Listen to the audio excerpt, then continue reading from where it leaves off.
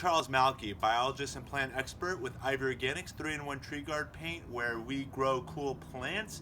And today we're doing basically one of 3 series to discuss the importance of growing organically, in addition to doing your part to contribute to your environment, your ecology, and creating habitats within your own home. The first of these 3 parts is going to be discussing organic fertilizers versus inorganic fertilizers. Part 2 is going to be discussing the importance of organic pesticides versus inorganic pesticides, and the last one we'll be talking about creating native and habitats to support your local ecology no matter where you are in the world. So to begin, I've got here a few products, and I've got here my Miracle-Gro. This says Rose Plant Food, which is a chemical fertilizer. I'm going to read the ingredients to you so you can compare this to your other chemical fertilizers you might see at your big box stores. This is derived from, I'll actually read this with you here. So you can read that here with me, where it says it's derived from potassium phosphate, ammonium sulfate, urea, copper sulfate, iron EDTA, manganese EDTA, and zinc sulfate.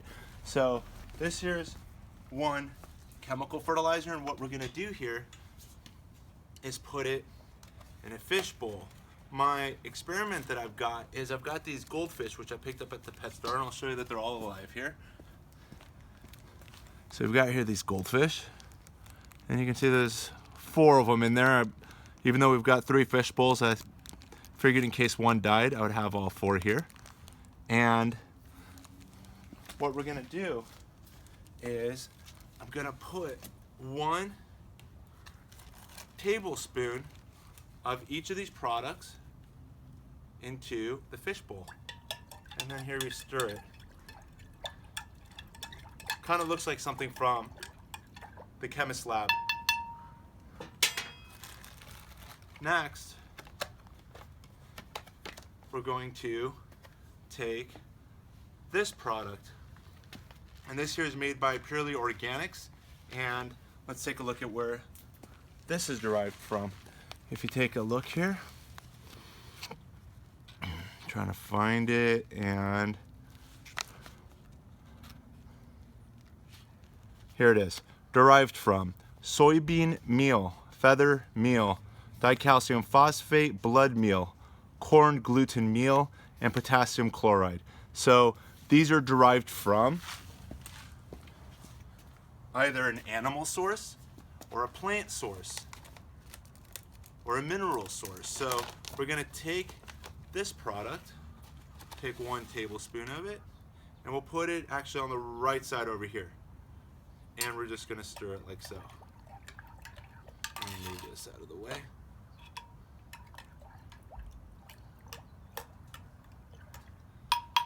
So we pretty much have a mixture of blood, bones, feathers, all of the ingredients that we read, some corn, that's all in this product over here. And we'll see all that kind of stinky stuff. One of the disadvantages of using organics. And the third that we're going to use is this product over here.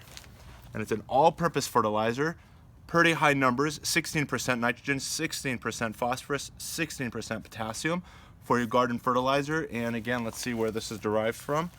And it should match the Miracle-Gro ingredients. And it's way at the very bottom, so let's pull it up.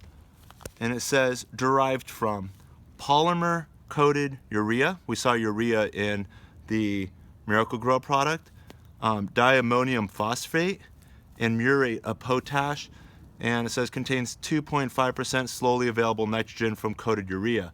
So again, a chemical source fertilizer. We're going to take 1 tablespoon of this product and put that in the water and stir.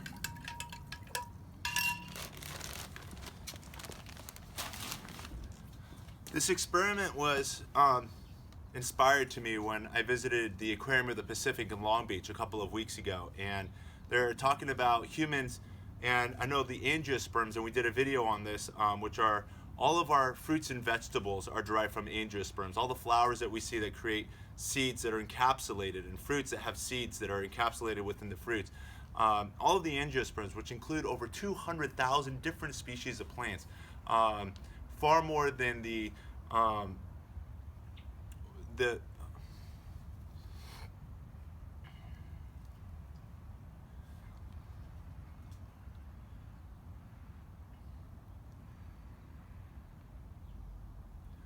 So the angiosperms consist of over 200,000 different species of plants, consisting of our fruits and our vegetables. And at the same time, approximately 200,000 years ago, was the first time humans were discovered on planet Earth. And the evolution and the migration of humans from somewhere around Africa, North Africa, that then migrated around the world. So 200,000 years ago was the evidence of the first humans, around the same time as the first angiosperms, and in our food plants. And here we are now, within the last couple of 100 years, they're saying that the rate of extinction on planet Earth of animals and plants are at a rate that is hundreds of times faster than it's ever been in recorded history. They're saying that this is going to be our sixth mass extinction on planet Earth that's going to be caused by humans. One mass extinction was caused by the asteroid that landed on planet Earth and destroyed all of the dinosaurs. And then there was another mass extinction with the change, going into the Ice Age.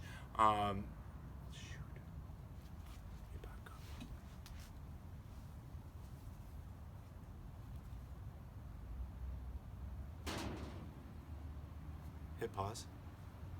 Let's do the picture.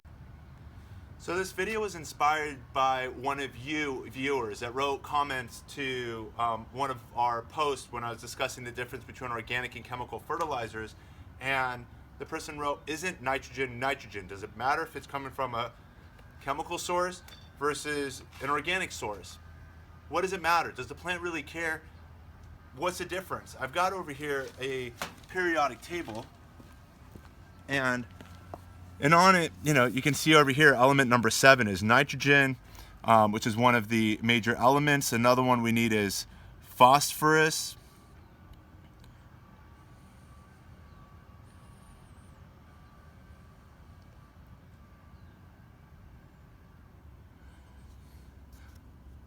Which is here, element number 15. And the third macronutrient for plants is potassium, which is represented by the letter K, element number 19. But plants also need a lot of the micronutrients as well, such as magnesium and iron and sulfur and all these other elements. And there's 118 elements here on the periodic table. And by using organic compounds, a lot of these elements are already going to be in it. And I'm going to explain this in further detail. There are advantages among farmers for using chemical fertilizers. Chemical fertilizers become immediately readable to plants. By adding chemical fertilizers, the plants can immediately absorb those nutrients, the nitrogen, the phosphorus, the potassium, and other micronutrients that may be in the soil. By using an organic product such as this one over here, and there's a variety of organic products also made by Miracle-Gro too that have an organic line. And it's these organic chemicals that, once introduced into the soil, the microorganisms, the earthworms, will eat it and consume it and release the nitrogen, the phosphorus, the potassium, and those other micronutrients. And again, these organic products, in addition to becoming available as the soil biology consumes it, is one benefit of the organic option. A second is that it also improves the soil structure. Chemical fertilizers do nothing other than add the nutrients to the soil, but by adding an organic compound, you're actually improving the structure and again improving the biology and the ecosystem that lies below the soil level. Another advantage of the organic fertilizers. You may notice, I'm going to share a couple other points before we continue, but you may notice behind me that I've got this tree that's all tied up and the branches are being pulled in different directions, and that's my Lisbon lemon tree that I'm actually training, and I'll put a link down below where it actually has a link on training your trees and the importance of training. And then the second thing you may notice to my left here is my Eureka lemon tree. These are all semi-standard trees, so I'm controlling them to grow between 8 and 10 feet, and I'm creating a hedge that'll then also provide my family with food.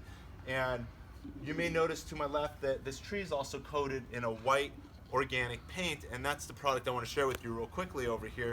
And it's called IVOrganic. It's a 3-in-1 tree guard paint where you just add water, and it's a natural tree trunk and branch barrier protection against damaging sunburn and insects and rodents for use on your roses, fruit and nut trees, ornamental trees and shrubs. And it's a non-toxic, environmentally safe and organic product. This one here is color white, but it's also available in green as well as brown. And I'm just going to read the cap here. It says ideal for new plantings and transplants, save injured and damaged trees, pruned and exposed surfaces. And what we did over here is we simply just took a paintbrush and we just brushed it along the side of the plant. And you may notice that right now it's exposed to quite a bit of sun, and citrus as well as avocados and a lot of other trees are really prone to sunburn damage when exposed to the sun all day long, as it is in this condition right now. And until the plant grows a canopy to shade the lower trunk, this will become less important. But the product also includes oils as well, natural organic oils, which help protect it from any invasion of insects such as termites and beetles and other pathogens that may enter the tree. So especially when you're pruning branches and have now open and exposed wounds, this is a product that can help seal that and protect it. One other thing I'm going to do in part of this demonstration is you may notice my air layering lemon tree, which is over here. This we did just a few weeks ago, and if you can zoom in a little closer, what I want you to see if you can spot is that it's already getting ready to go into bloom. And keep in mind, this was a cutting that we took off of our Eureka lemon tree that's from behind you. And again, it only had a couple of inches of roots, and it's doing so well here. If you come in a little closer, you can actually see the flower buds over here. And it's got some leaves. And what we did with this is you might even notice some of the white splotches that are on the leaves because we created a spray where we put 2 to 3 teaspoons of the product in a spray bottle, and we ended up spraying the entire plant to cool the plant off and to help it from any sunburn stress. What I wanted to do here now is, and demonstrate, is I've got a piece of paper here in a saucer. So here's the saucer. We're going to put a piece of paper down and set the plant. You may notice next to my air layered Eureka lemon tree that I've got this baby strawberry plant. And what this strawberry plant is part of what we have decided to call the Wimpy plant test. And a lot of you YouTube viewers are already doing this, where you've got your potted plants and you're putting a strawberry plant, which was our designated plant among several choices, being it's got a weak root system, and when the pot is thirsty for water, we know that it's time to water once the leaves of the strawberry plant begin to droop. And when it actually shows a sign of stress, being in need of water, we then water it. But there's no sign of stress here with this plant. It's just creating a couple more new leaves. The growth on this plant is a little slower now than it would be at other times of the year, being we're now approaching the end of October. But what I have here is my watering can, and it's filled with the Miracle-Gro non-organic chemical fertilizer. I'm just going to put that around here, and I'm just putting it around the plant. And what I want to demonstrate here is, as this water is now coming through, I want to show what's going to happen here in the saucer. And if we pull it up here, you can see it's starting to drip out. And take a look at the color that's on the paper. You can see that it's the same color that was in the fishbowl. It's that pinkish red chemical fertilizer. So when you're watering your plants, the issue with these chemical fertilizers is they quickly leach out of the soil, find their way into your gutters, which works its way into the storm drains, that makes its way into the rivers and streams, and ultimately the ocean. And hence the purpose of this experiment, to see what impact does it have on fish. I'm going to have you guys decide if we're actually in fact going to put any fish in these fish bowls or not. But I want to show a couple more things to discuss the importance of organic fertilizers and how we can do something called permaculture, a way of actually keeping things within your garden and growing organically without the need of buying any of these things. And let me show you how we're going to do that real quickly over here in this part of our garden. Come and follow me.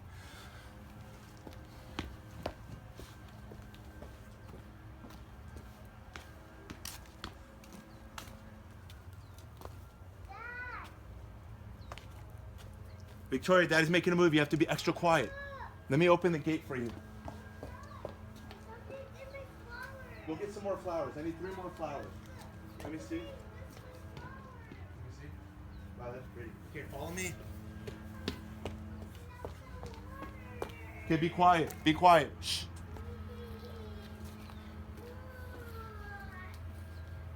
Try to stand there on that step. Try to catch some of these bananas. It might be too sunny.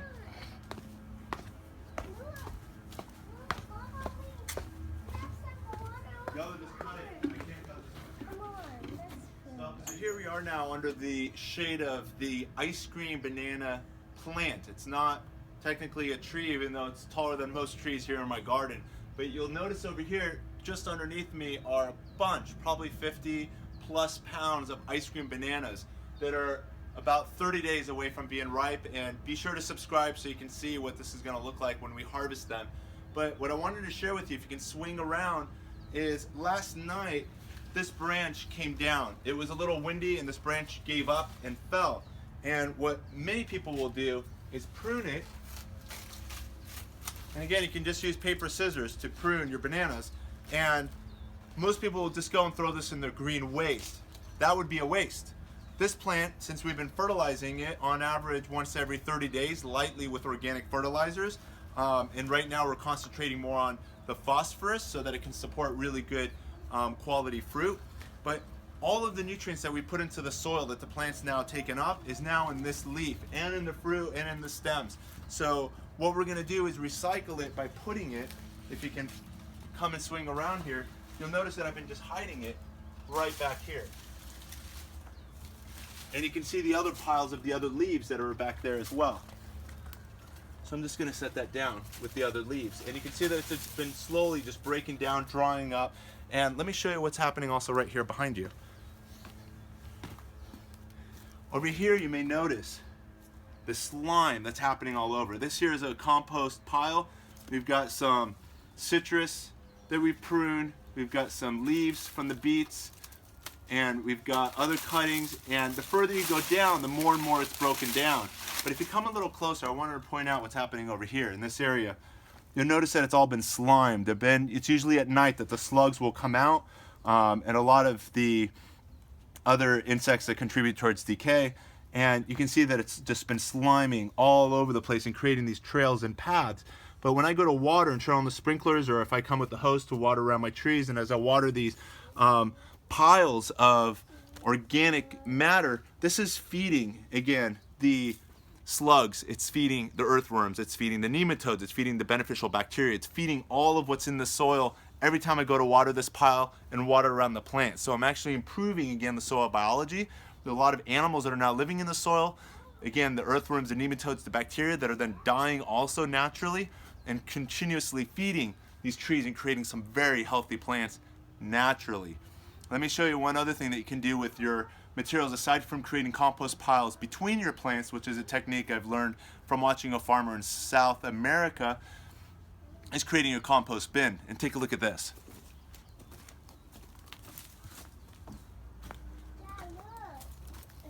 You need to be quiet. We're recording. You understand?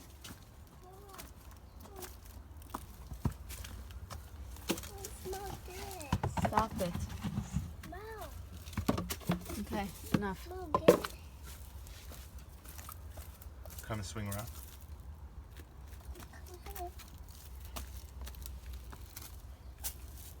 Okay, Victoria, stand behind Mommy so you can be safe.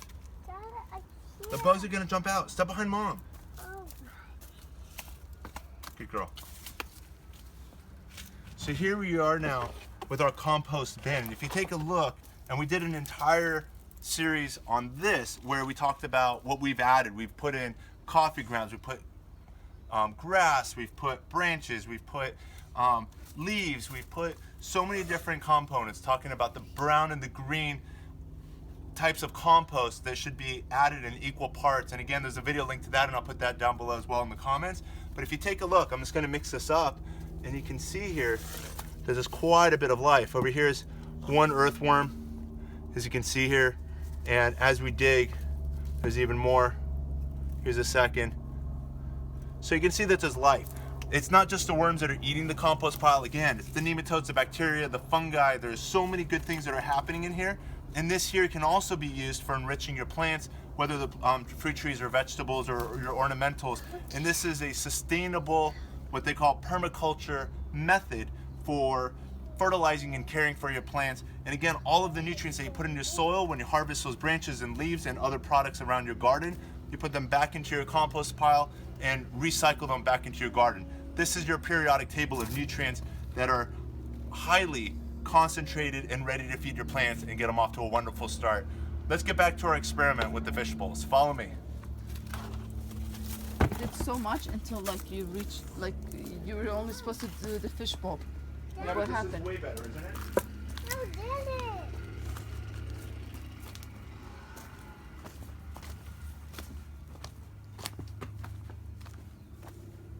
That's who did it?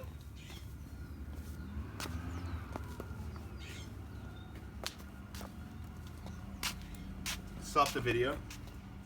So using organic fertilizers is and shouldn't be just an option. It should be a way of life and a way for every gardener to be gardening, and most importantly, to protect your home, to protect your community, and ultimately to protect planet Earth. Organic gardening is the only way to go, and ultimately, as we discussed, permaculture being to reuse and recycle the materials that are within your own garden and bringing those back in, being that you've got a lot of nutrients that you've already created by starting with organic products. And you may notice that I've already got my fishbowl over here. In between the videos, I've changed this water out, conditioned it, and brought the group of goldfish into here.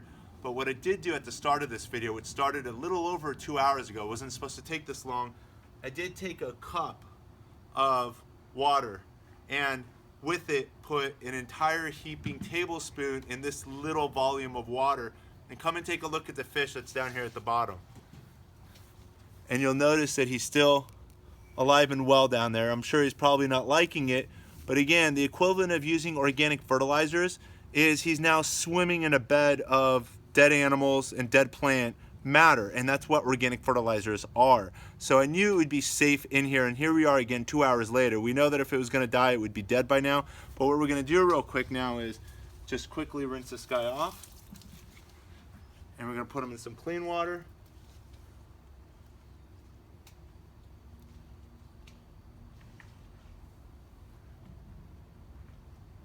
And we've got him now in some clean water. I'm giving him a quick rinse. This is again conditioned water as well. And we'll now introduce him with all of his buddies and take a look at that. We're gonna take these fish home and these will be our new family pets. But I hope you've enjoyed this video. And if so, be sure to like it. I'm sure there's a lot more reasons to why to grow organically, and there's a lot of smart people watching these videos, so if you want to write those down in the comments, please share it with the rest of us viewers on the importance of growing organically and the reason to avoid chemical fertilizers in your gardens and in your practices, whether they're at home or commercially. Again, if you've liked it, be sure to like it. Again, if you've enjoyed this video, be sure to give us a thumbs up, and most importantly, subscribe down below so you'll be connected to all the other IVOrganics 3-in-1 tree guard paint videos. This again was part 1 of 3. Again, talking about organic fertilizers. We're now next going to be talking about organic pesticides versus non-organic pesticides, and lastly, creating habitats to support your local ecology. Thanks again for watching. Happy gardening.